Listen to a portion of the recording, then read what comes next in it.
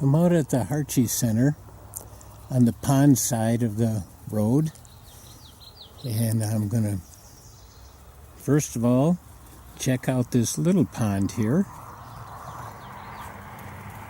which was formed by one of the floods a couple of years ago, so it's relatively new. But it's an interesting one here. Lots of dragonflies and damselflies. Some nice water plants. Looks like maybe pickerel weed down there and arrowhead. Both. Cattails. Stinging nettles around here. I think it's angelica over there. I think that's what that is. Way over in the back there. Not getting a good view of it here. First scoop with my net, we got this little green frog, and we can tell that it's pretty new because he still has a little bit of tail left from the tadpole stage. And we're going to let him go right away back into the water. Cute little guy though. They're the ones that go, wonk, wonk, the green frogs. This is just a little one. The red-winged blackbirds around here are really hassling me, and I think I have found the reason why. A little baby here.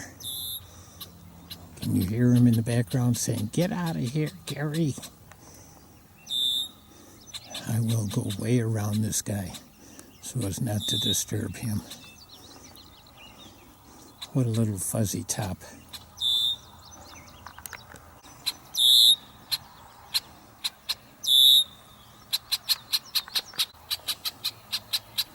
There's one of the parents yelling at me to get out of here, leave her baby alone. I will. Just a second.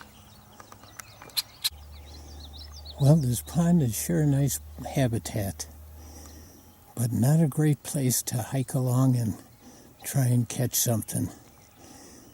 I've got the usual dragonfly nymphs, some little bluegills, some tadpoles, some little toad tadpoles and some frog tadpoles, some clams, thumbnail clams, and saw lots of dragonflies. There's some cattails. There were some rushes. But those grasses are high and kind of rough. I'm hoping that since there were no game trails along it, that there were no deer around to drop off ticks. Because I was neck high in those grasses. One of the plants I do recognize as edible berries are these grape vines. These grape leaves. And then the clusters of grapes. Looks like there's going to be a good crop this year. Lots of green grapes out here for right now. So that'll be nice a little bit later. They're also, they're tasty, but they're seedy. There's a big seed in each one. So that makes them a little less desirable. I'm now at White Mound County Park. And there is a beautiful lake here. But we're stopping in this field first. White Mound is a man-made lake. And several years ago, maybe 10, 15, the lake was getting full of sediment. There's a creek that flows into it, and every time there was a heavy rain, it would carry silt into the lake. And it was making it shallow and full of silt and overgrown with weeds. So they decided to drain the lake and then truck out tons and tons and truckload after truckload of silt. But then they made shallow areas along the creek so that as the creek would overflow, some of the water and the sediment would go in these low areas before it would get to the lake. So out here you can see cattails. That's a low area they made, and the creek overflows and the silt settles out there, and this whole area is a little bit low. One of the things we're looking at here, though, is in this prairie section, there are anthills, big anthills. Well, not huge like some you might see, but they're quite a bit, and they're active in the summer like this. Maybe you can see the ants. And it's at least a foot above the regular ground here. And if you just get near it or touch it, they go wild. They are all over the place here. And these are all over around here. Also around here are a lot of gulls. These bigger gulls. And we tried looking at some by Abelman Gorge, but they were too new, too fresh. So the larva inside was not visible. Here there's some old ones. So we're going to take a look at some of these older ones. First thing we did with the gall, this is an old one, is look on the outside, see if there's any holes. If there's a smooth hole, a little smooth hole, that means the goldenrod gallfly worked its way out. If there's a jagged hole, it means that some bird or some other insect ate into it and used it for food. Now here we see, let's see if I can see them here, lots of old ones around here. The new ones are too young yet. The larvae haven't developed in those yet. This one, however, has got not just a goldenrod gallfly larva in it, but all kinds of little maggots. So something else has laid eggs in here. And, that's unexpected, but that's the way science is sometimes. You go looking for something that you think you're going to find, and you find something else.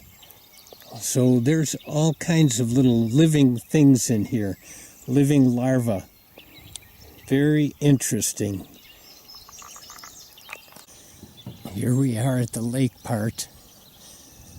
The big nice field before the lake. The new building that was just built. Wonderful new building. Now the lake is the only place I have heard bullfrogs around in Sauk County. I've never seen one, but they make a loud, low, long groan.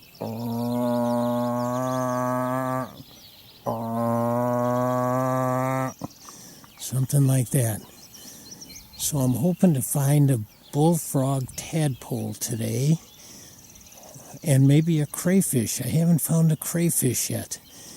But you know how science is. You go looking for one thing, and maybe you'll find something else, or maybe you won't find anything. So we'll see.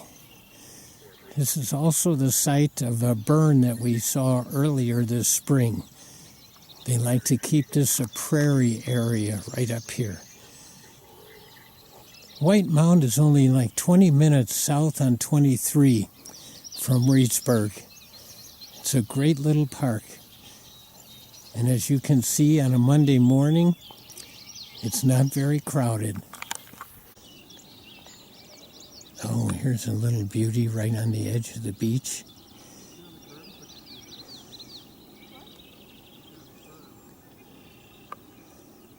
What a bright, pleasant-looking bird.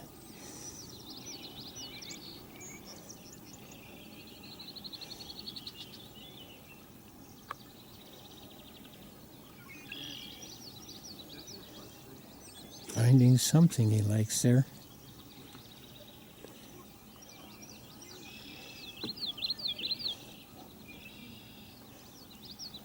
What a beauty.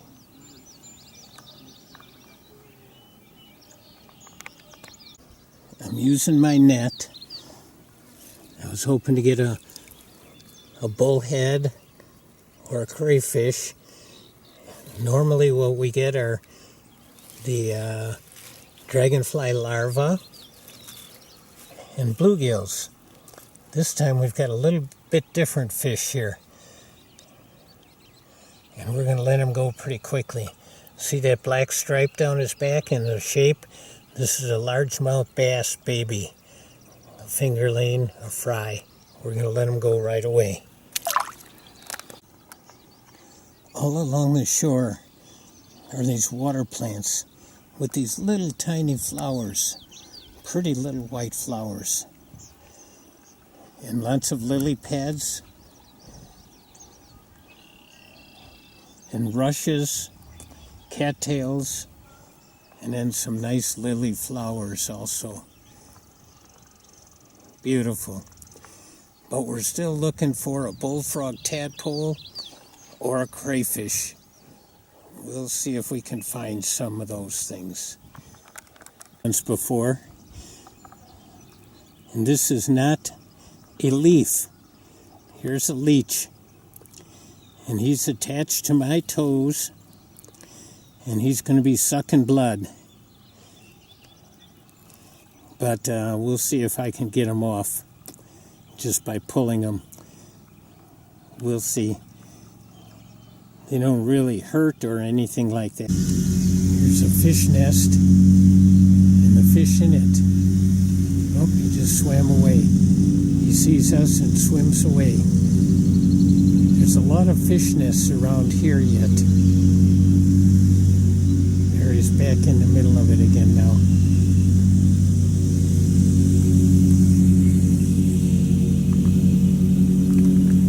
I've been netting and walking in these reeds, the rushes, and getting the usual dragonfly nymphs and some tadpoles.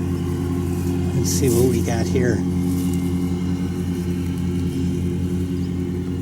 They're nice size, but they're the size for green or leopard frogs.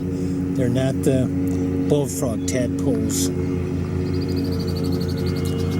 So we let him go.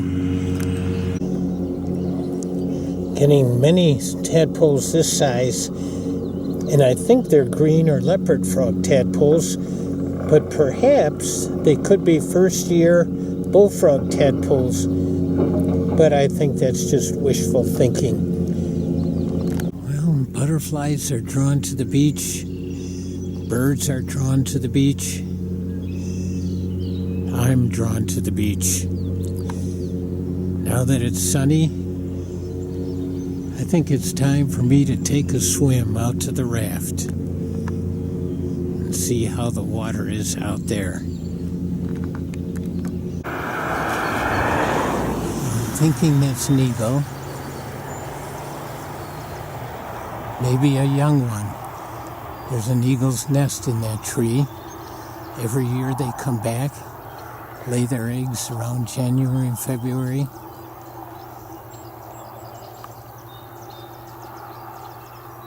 It's just so count-onable. It's always a great sight here when the bird is out.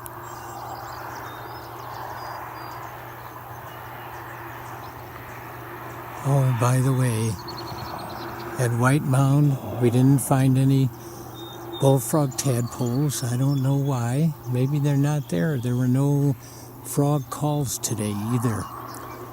And maybe the population is just diminished. And there was no crayfish. But we did see some interesting things. And now we get to see the eagle.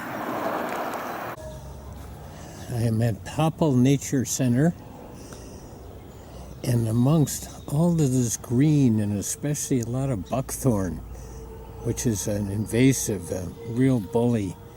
Buckthorn is kind of a small tree, just crowds everything out. But along the trail here are these bright yellow fungi with deep holes, deep indentations along this in the center. Quite striking. No idea if